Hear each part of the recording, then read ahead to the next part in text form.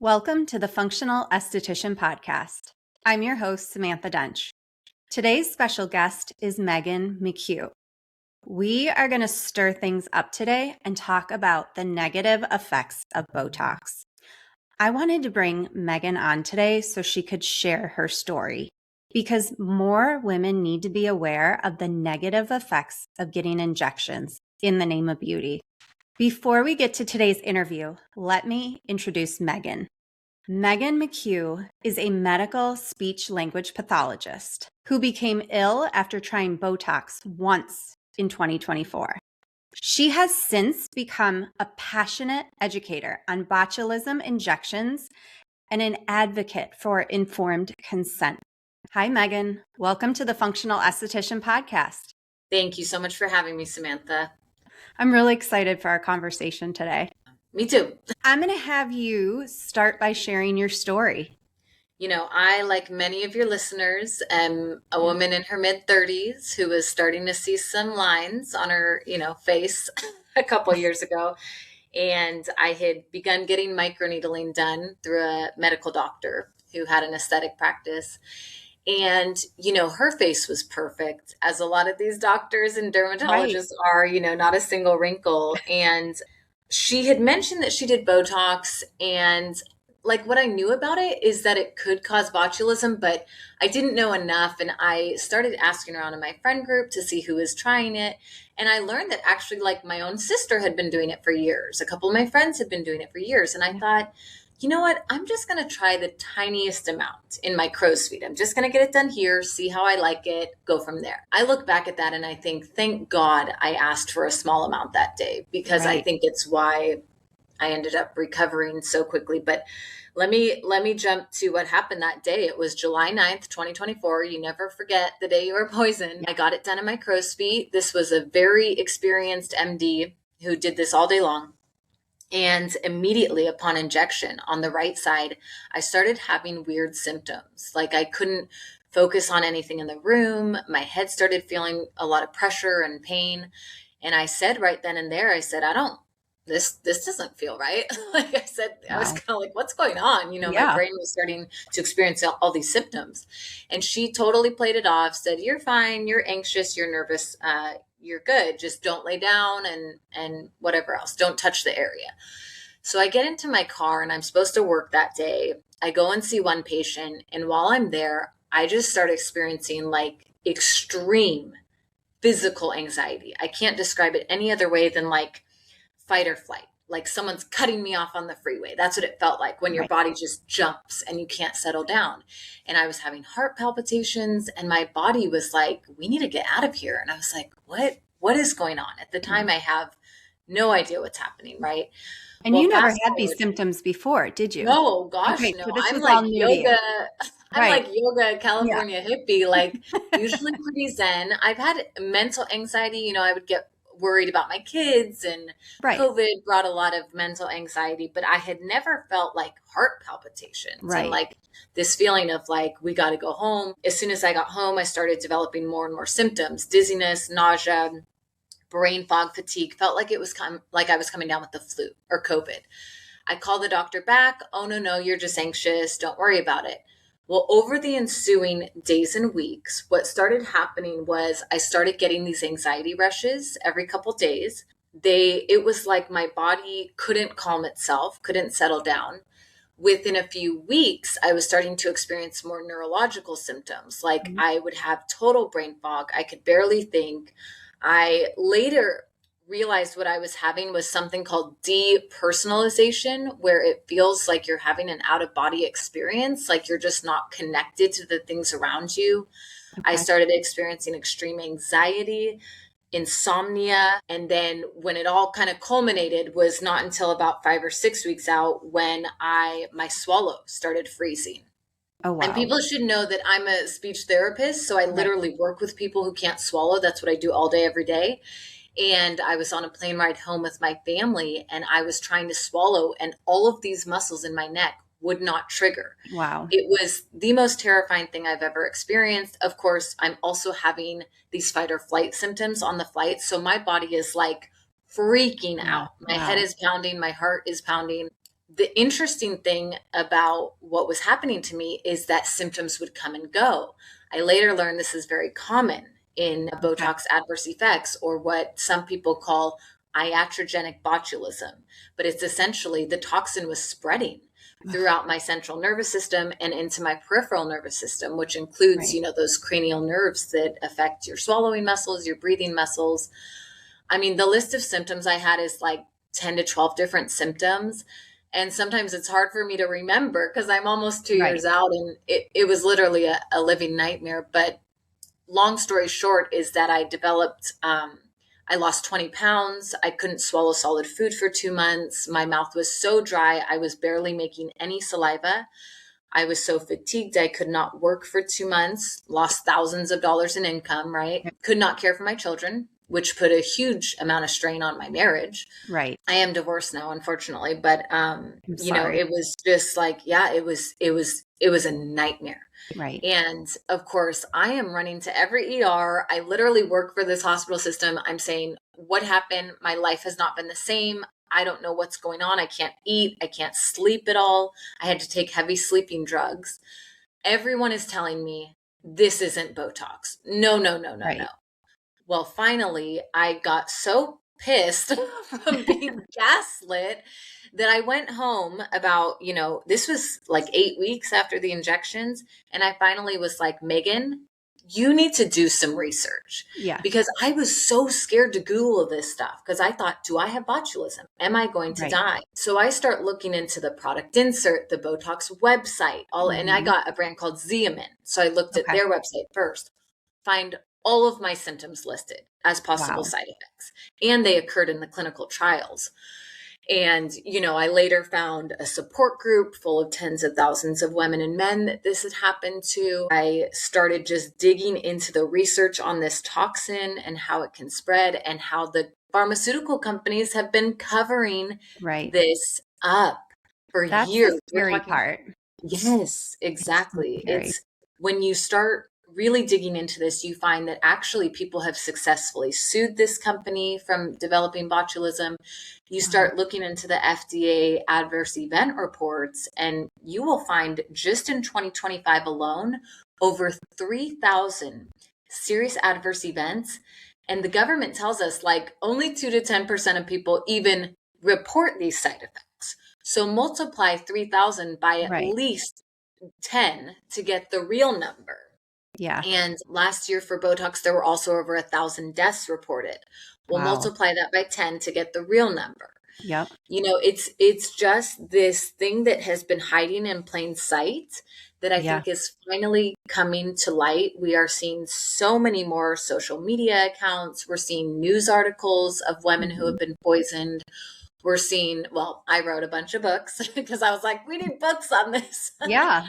But we are seeing more books coming out. And I have a podcast now where I interview people about their stories. So we're doing the work on the ground to get Yeah. this information out, because you will not hear it from your Right. doctor. You won't hear it from your injector.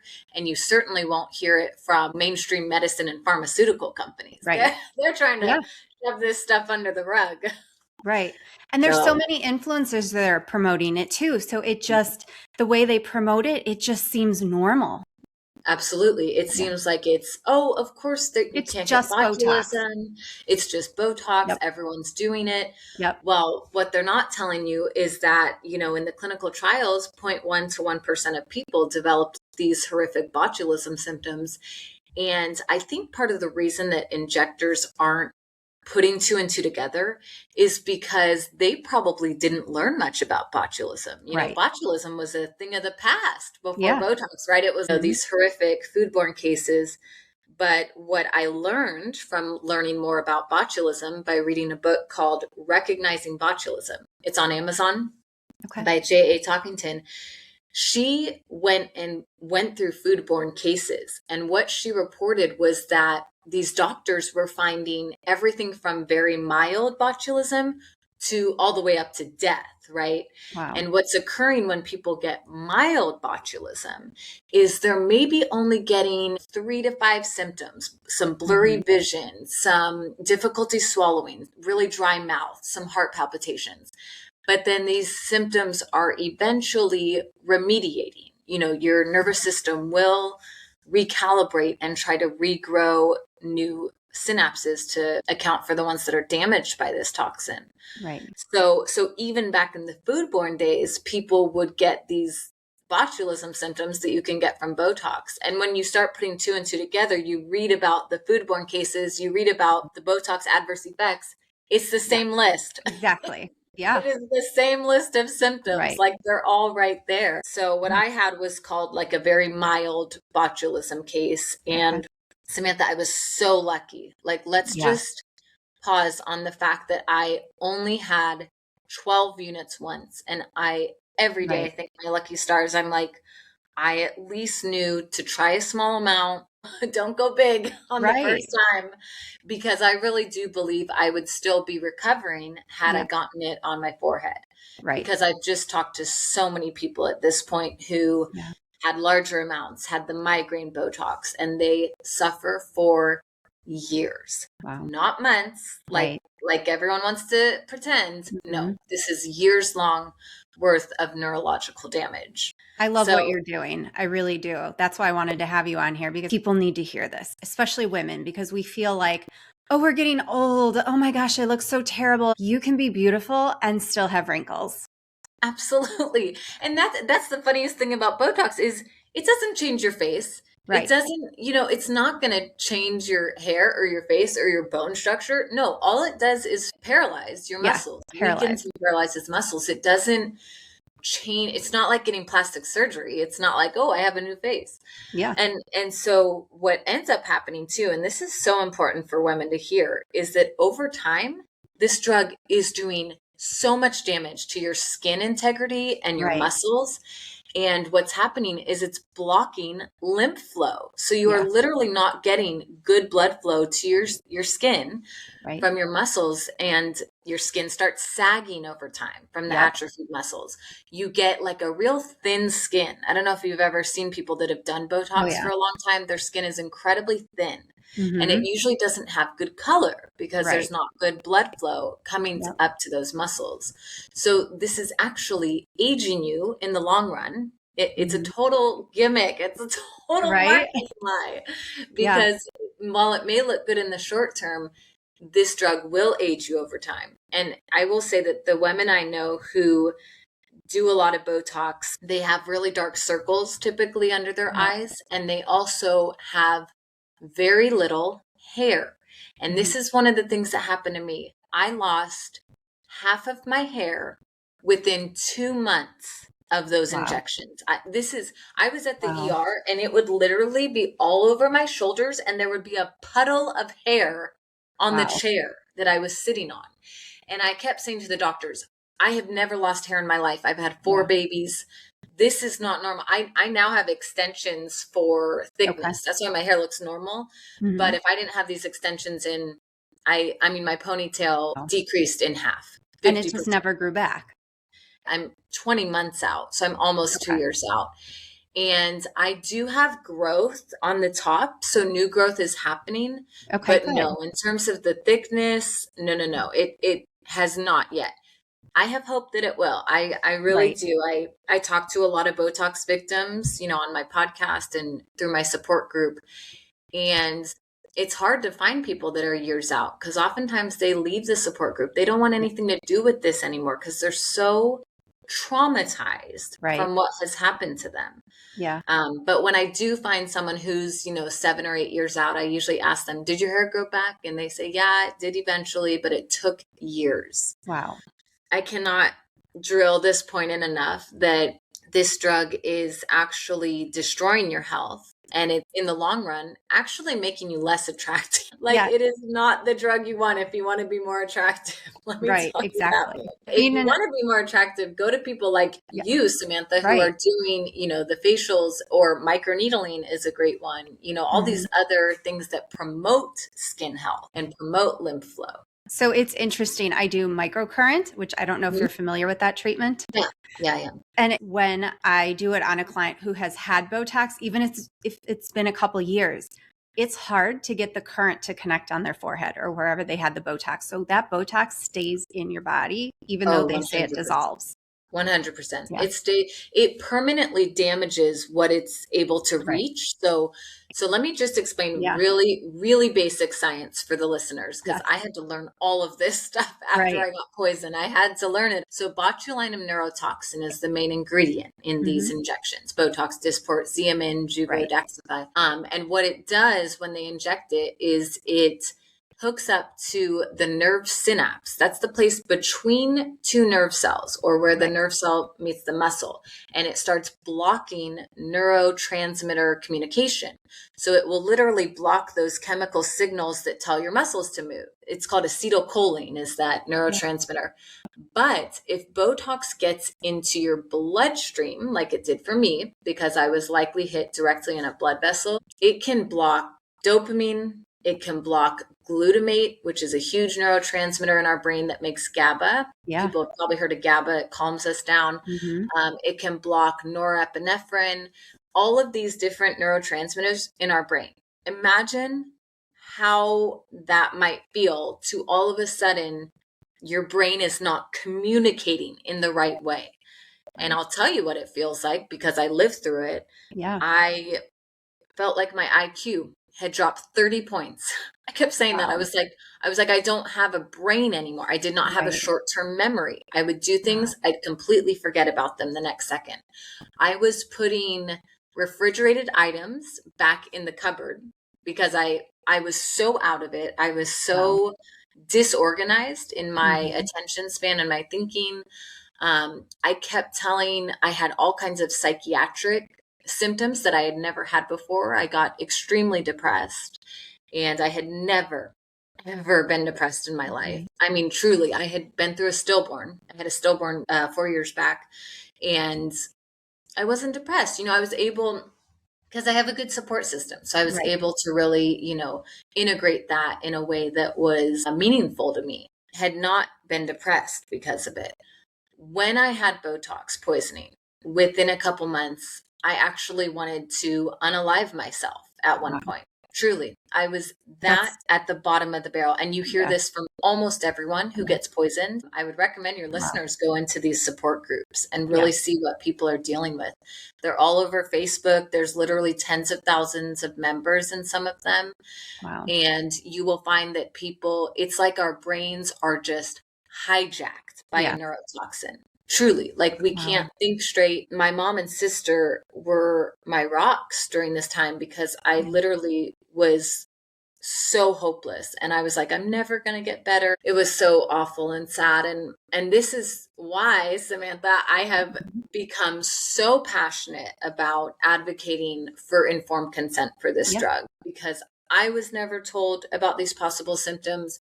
99% of people that get Botox are not told about these symptoms. You have to dig to find them. You have to go into the 52-page product insert on Botox.com and read in tiny little font about all of these symptoms, because they're not telling you at the med spas. They're not even telling you at a dermatology office, really. Yeah. It's like, oh, sign here. Don't worry about the fine print. That never happens. I want to ask you, why are patients not told about the potential risks? Yeah. Business would go down. But it's a couple of steps before that, because what's happening is the injectors are being trained by the companies, by Allergan, Merz, and Galderma is a sports company. They're being trained by pharmaceutical reps. Well, what do you think these pharmaceutical reps are trained to say? They are trained to say, this doesn't happen. Oh, this only happens with medical Botox when it's these huge unit amounts. No, that's simply false. And they know that, because they receive reports every single day of people being injured by cosmetic doses. That's evident from the FDA files. They are getting away with it because there is no objective, reliable test for botulism poisoning. This is so important for people to understand. Yeah. The blood test that the CDC conducts if you have botulism poisoning is not accurate 2 days after you're exposed to the toxin, because it's taken up that rapidly within our nervous system. Wow. So doctors can just say, oh, no, you don't have Botox poisoning. There's nothing in your blood.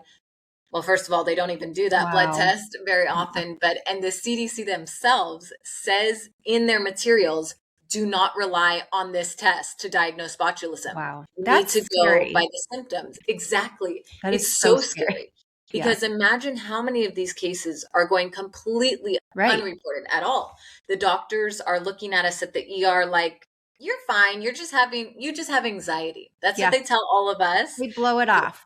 None of Mm-hmm. our symptoms show up Right. on blood pressure tests. They don't show up on x-rays. These are nervous system symptoms, so they Right. cannot show up on objective tests. Yeah. So guess what botulism victims often hear? You're anxious. This is perimenopause. We Yep. had one gal in the group who was told, oh, this is postpartum anxiety. Oh, really? Blurry vision, heart palpitations, inability to take a breath Yeah. is postpartum depression? Yeah. No. That's botulism. Sorry. Going back to the pharmaceutical reps are training the injectors, so then the injectors have their talking points, and they're always the same talking points. I can like smell an injector from a mile away because they all say the same stuff. Right. They It's do. a purified protein and it doesn't cause botulism, So they all have their same talking points that they give to the consumers, to the patients. And that is where the misinformation is happening. It's happening because the drug companies are not properly informing the injectors, who are then not properly informing the patients. You have to really dig into the literature to find these things.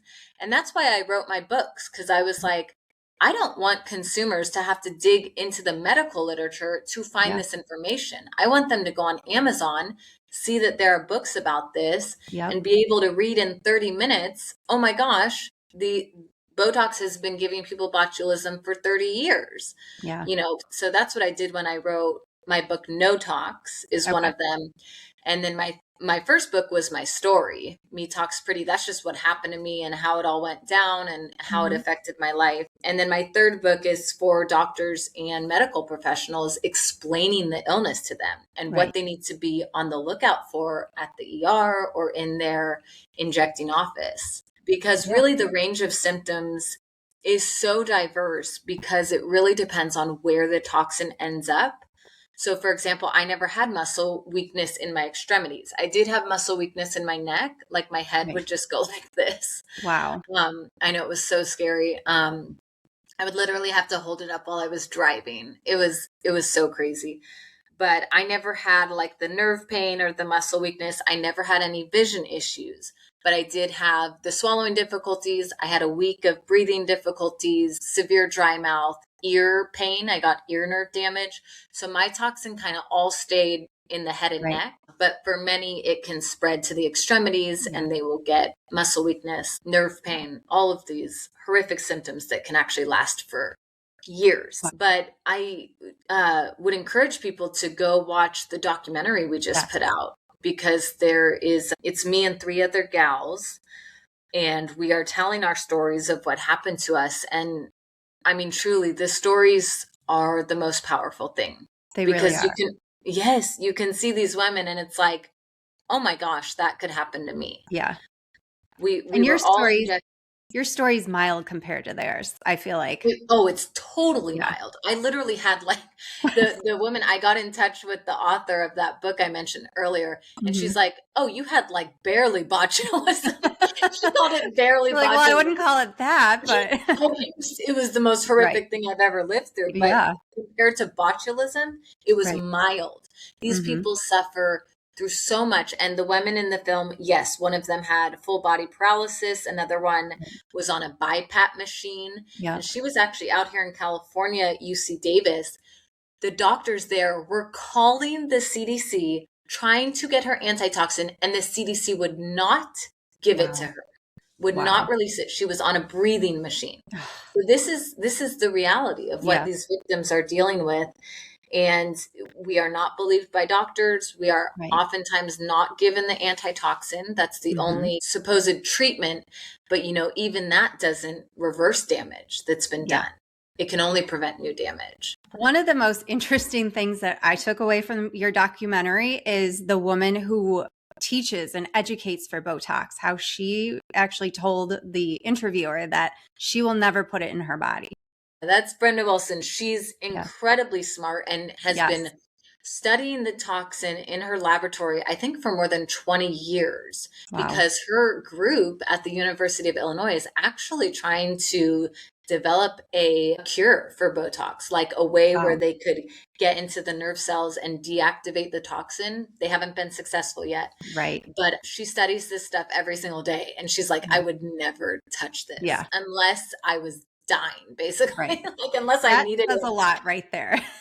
Absolutely. And Yeah. she knows our stories. I've spoken with her, I told her about our stories, and she has helped me understand why the toxin can last so long. So Right. here's something interesting. Yeah. She had done experiments on mice in her lab, and they had given the mice botulism. They became paralyzed. They did recover, but then like weeks or months later, they became paralyzed again Wow. without any new injection of Botox. Yeah. So what's happening is these symptoms can relapse and they Right. can reoccur because the toxin stays in Yep. that nerve cell. Yep. And scientists don't understand what can potentially cause it to reactivate, but we see this all over the support groups. You'll see people Yeah. talking about like, I was doing so great for 3 or 4 months, and now all of a sudden, bam, Yeah. my botulism symptoms came back. And Right. it's a terrifying roller coaster nightmare Yeah. because you cannot get out of your body. You oftentimes can't take any drugs to alleviate the symptoms Right. because a lot of the drugs can cause a worsening of effects. It's a totally unique illness that so many doctors are not properly educated on. So Yeah. that's kind of my focus going forward, is Right. trying to educate my fellow speech language Mm. pathologists. We're in a unique position where we can maybe have patients who are dealing with these swallowing difficulties Right. or speaking difficulties, Hmm. and we can help educate doctors and patients about these potential adverse effects. Another interesting thing that you were talking about was how it can relapse. And I also am a functional medicine practitioner. And one thing that is really big in the functional medicine world is how our body stores toxins and how it holds on to it. So not only is it a neurological issue, but our body's storing those toxins in our fat cells. And that's another thing that can trigger an inflammatory response in a lot Yeah. of these women. Yeah, and no one has good answers for how our body even stores Right. Botox. The best research says, well, we think it gets stored in the liver and kidneys. And I That's will a tell big your deal. audience that my kidney numbers, the first time I went to the ER, I'd never had abnormal kidney numbers. Always had a healthy kidney. My Hmm. kidney numbers looked like a 90-year-old with chronic kidney illness. Wow. That's how low my Wow. EGFR was when I was poisoned. Now it did eventually recover, but my thyroid was messed up for months, and that Okay. eventually recovered as well Yeah. because I put two and two together and Right. didn't go poison myself again. Imagine how many women and men are out there re-poisoning themselves Yeah. and ending up with these chronic issues. Right. MCAS is another big one, if you've Yes. heard of that. That's an I have. autoimmune type response that the body can. And Brenda Wilson told me, she's like, that doesn't surprise me at all that people are getting MCAS, because the mast cells that go to attack this poison basically go into overdrive, and Right. they don't switch off like they Yeah. normally would. It's the same when people get long COVID or these longer immune responses to an illness. I hope I scared your audience off. Right. No. Did I You know scare what? them off It's not enough? about scaring. I don't want this to be about a fear tactic. I just No, want to educate my listeners on the fact that totally. this could happen. And if you're having these type of symptoms, this could be why. Yes, the biggest ones I've seen in women who don't get the full-blown botulism, Mhm. but they get a little bit of it, is hair loss, anxiety, insomnia, and some nerve pain. Right. Those are the big ones, or like muscle twitches. Those are the ones I tend to see with people who are like, I didn't realize Botox could cause these. Right. And then So it gets blamed for perimenopause because they're the exact same symptoms. it's Yeah. neurological disruption and hormonal disruption. Botox can send people into early menopause. It can Mhm. worsen menopause symptoms. That's what I Right. hear from a lot of women. Yeah. I was so lucky, Samantha, that I Yeah. was totally healthy pre-Botox. Hmm. And then literally within days, I was not healthy. Right. So for me, it was not rocket science. It Yeah. was like, okay, cause and effect. Exactly. But for others, it is a slower progression. Yeah, slower Yeah. progression, and they don't realize what's happening. They run to the doctors for everything. All their blood tests are normal. Yep. Everything's normal, and they Yeah. can't figure out why they're losing hair or Right. why they're so anxious all the time or Yep. depressed. It's neurotransmitter misfiring, basically, Right. that's going on. Exactly. How can everybody connect with you, Megan? I have a website. So the website is called BotoxTruths.com. I have resources for patients that are going through this as well as their doctors to help educate them. All of my books are on my website. They're also all on Amazon. And we just came out with the documentary. So if people Yep. want to view that, that's on YouTube. It's called The Dark Side of Beauty. If you Yeah. type that in, it should come right up. On That's Instagram, that's definitely worth watching. yes, I yes, really about enjoyed an it. I hour. learned a lot from it. Yeah. Yeah. Yeah. We were just so grateful. We found someone who was willing to tell our stories. We were Yeah. like, thank you. Yes. Because there hadn't been a documentary, at least released in English, that I could find about this topic. Wow. On Instagram, I'm at Botox Truths. So Right. I'll send you all those links and you can Yeah. put them in the show notes. Absolutely. Yeah. They can check the show notes to connect with you there. Please do. I'm always happy to answer questions and happy to hear from people who avoided my same Right. illness by avoiding Botox. So Yeah. that keeps me going. Exactly. Is there anything else you want to add before we close today? Oh, I did forget to mention one thing. I Okay. do also host a podcast called Oh, nice. Botox Injury Stories. People can find that on Spotify or iTunes.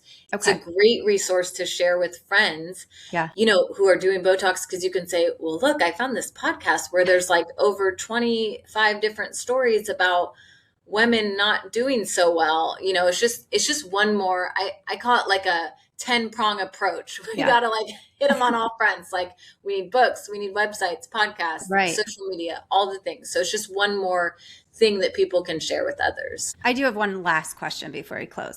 If somebody is listening to this and they suspect they may have symptoms, what's the first thing they should do? Well, if they go to my website, we have an entire post that just says start here. And Okay. it will give them literally a numbered list of Mhm. of next steps. It's super important for them to seek Yeah. emergency care if they're having progressively worsening symptoms. Right. And we have handouts people can bring to the ER. We have handouts they can give to family and friends. We have what's called a recovering from botulism PDF with healing tips and what to expect. And we have a support group that's available for these people too, where they can ask questions. Great. Megan, thank you so much for being here. Yeah, thank you so much for having me, Samantha. I really appreciate it. And keep doing what you're doing too, because it's helping a lot of people. Thank you for listening. Today we had on our special guest, Megan McCue. Megan shared her story and how going through such a traumatic experience has inspired her to be an advocate for other women and men going through the same struggles.